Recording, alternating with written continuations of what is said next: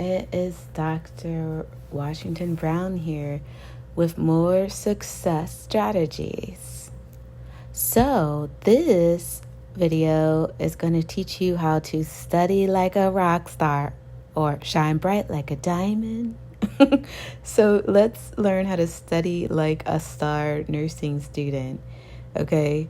Colin Powell once said, "There are no secrets to success. It is the result of preparation, hard work, and learning from failure."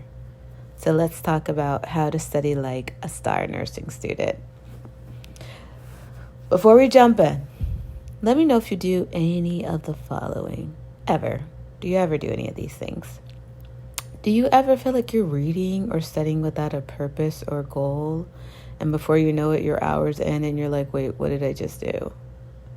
Do you feel like you study whenever you're free or haphazardly without a real schedule? Do you notice that you never take notes? That you're spending hours of studying but feeling like you're accomplishing nothing? That you never use your ATI, your HESI, or your Kaplan resources, where your schools make you take this test after each course, or you're not really using your textbooks, free resources? Do you skip meals, not eat sometimes, or don't hydrate? Maybe a Snickers for breakfast? Do you never practice questions before an exam? Do you use social media or your phone during study time? And do you study for long hours without breaks? Does this sound like a really good strategy to, create a great start, for your semester? If you're doing any of these things, stop. Literally stop. There are going to be 5 study points, okay, that we're going to discuss that are going to help you to become that star nursing student.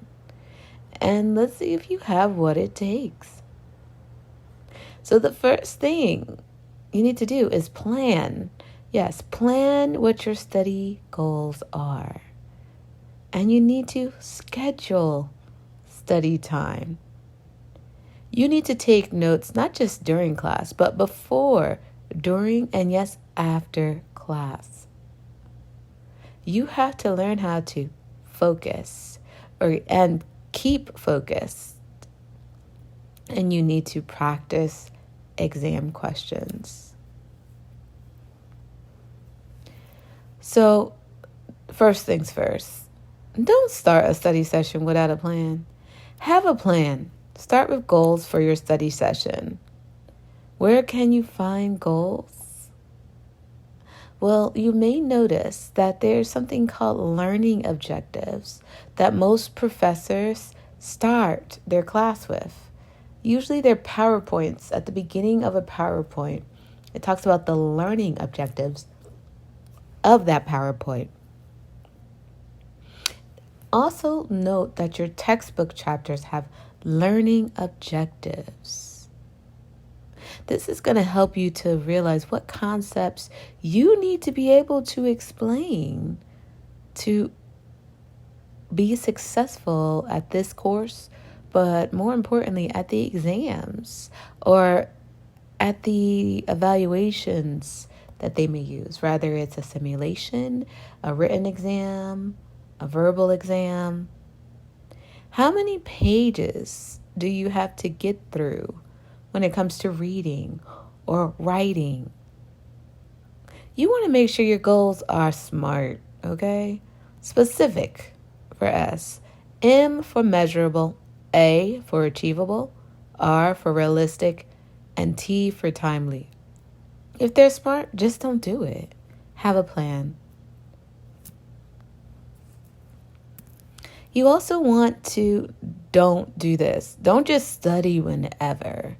Have a schedule of studying, a study schedule, and schedule study sessions strategically. Okay? So this is a sample daily bar exam study schedule. Yes, this is what a lawyer or a legal student who's studying law, how they actually plan out their study sessions. And nurses, we are no different as nursing students. We need to plan out.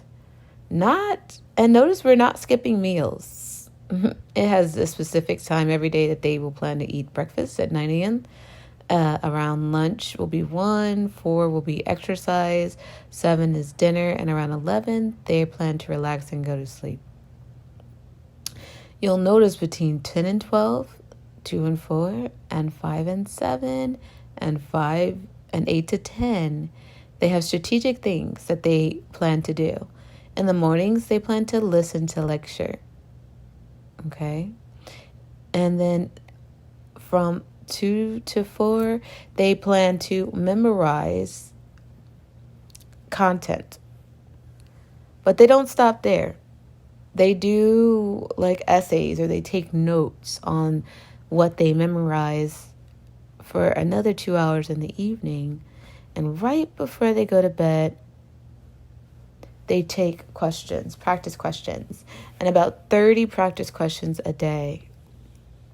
And you'll notice on the weekends, especially on Sundays, that's when they practice the most practice questions and complete practice exams. And then review their outlines that they created or notes that they created, and they take a break. So the key things that you can note from here is that they always made time to care for themselves by eating and exercising and relaxing, but they also made time to listen to their lecture, read their textbook, take time to memorize that content, and then to actually take notes on what they learned through memorization, and then applied it by taking practice questions. And that's what you need to do.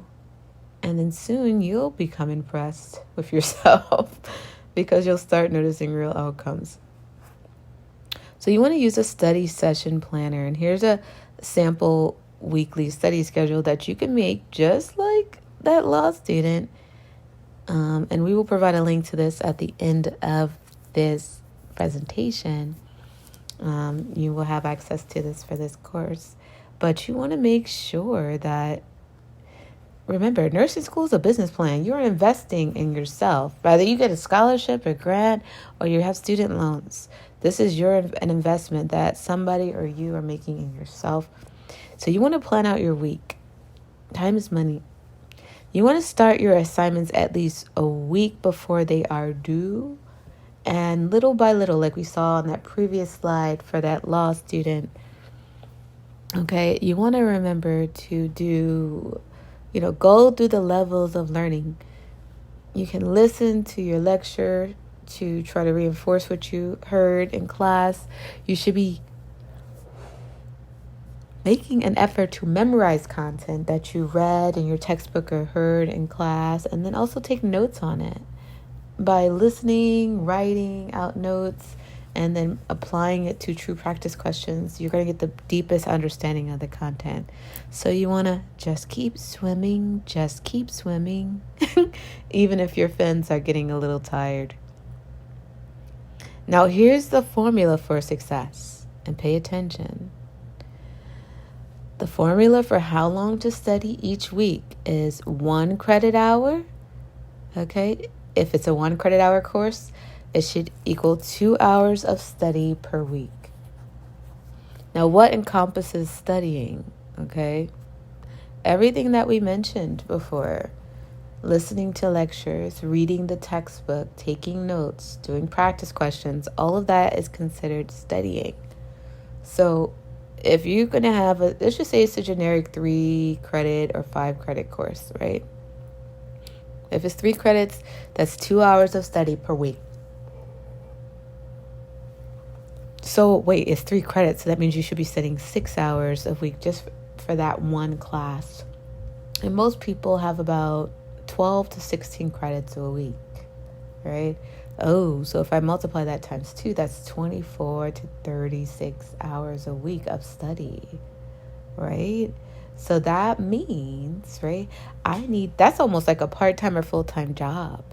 So do you have that time available in your schedule before you start a nursing program?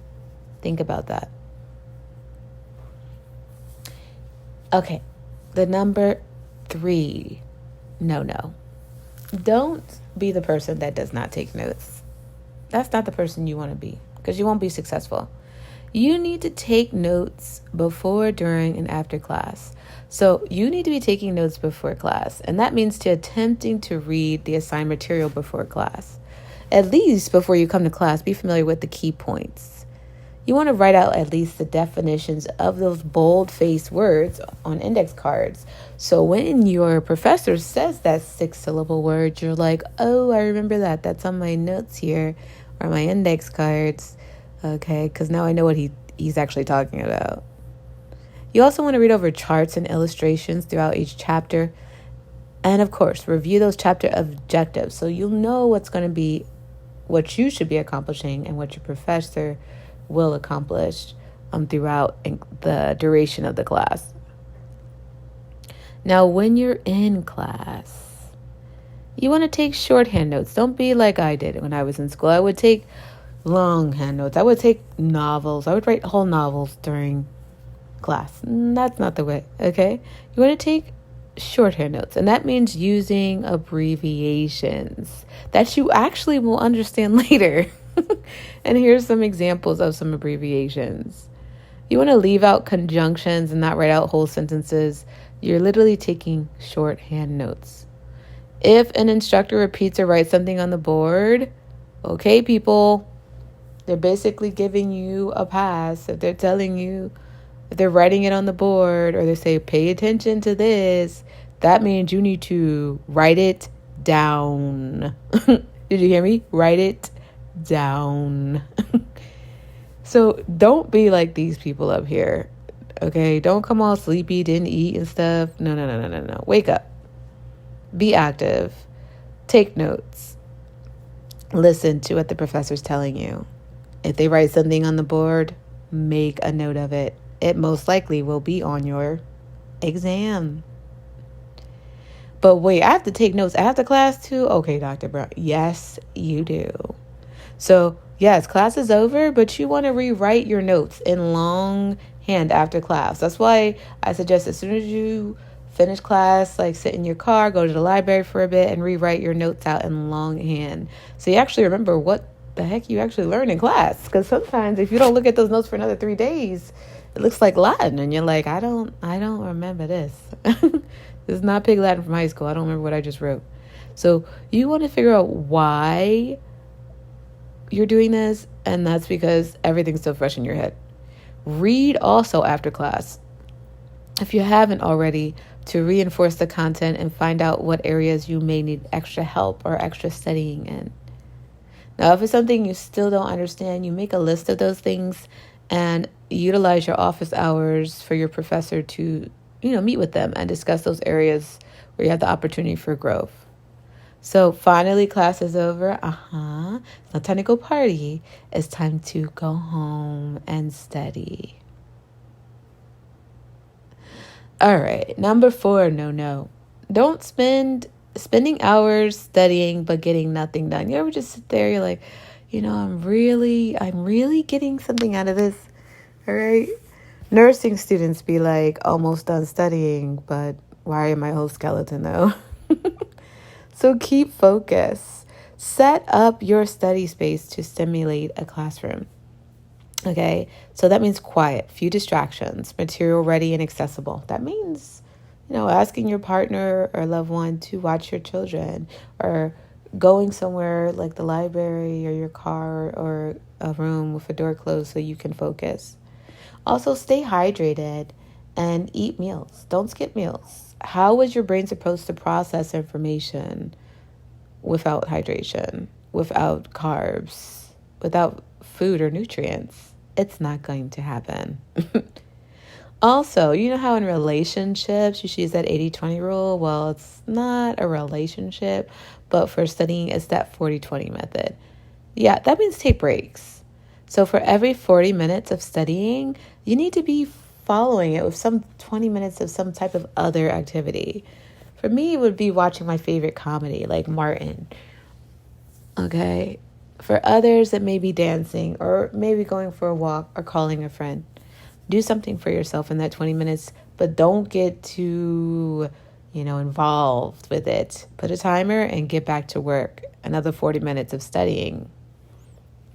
You also want to learn to study when your brain is most alert, or do your practice questions at the time of day where your brain is most alert. So maybe that's the morning, the afternoon, or evening. Learn yourself and implement your study planning based off of your most alertness or your time of day where you are most alert. Now, it's really hard, but that is when you may need to put your phone on Do Not Disturb or your social media on Do Not Disturb during studying times. This is going to help to keep you focused. So, at least by the time you're done studying, you feel like you accomplished something. And remember, you're going to set goals for that time. So that gives you something to aim for as well.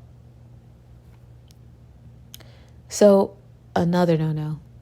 Don't just not evaluate your knowledge and understanding. You need to take practice test questions, okay? So if you have ATI or HESI, they usually have free access to case studies or multiple choice questions that are free. Yes, but they're part of your tuition you pay for. We also talked about earlier, you possibly could use your textbooks, free resources. You could also buy or borrow supplemental books with NCLEX style questions. But the whole point is to take as many practice questions as possible of various levels of difficulty. And that means that the knowledge or comprehension, which are pretty easy or average, or the application or analysis, synthesis levels, the higher levels of learning. And why? Because this is going to help you evaluate and improve your knowledge. So, I've just shared with you those 5 points on what not to do and what to do. To learn more about how to be successful in nursing school, you should sign up for the Nursing Student Success Academy. And in this academy, you will have access to an entire curriculum of proven strategies that are based off of evidence and that have been implemented by an expert student success coach and have had recurring great amounts of success in nursing students like yourself.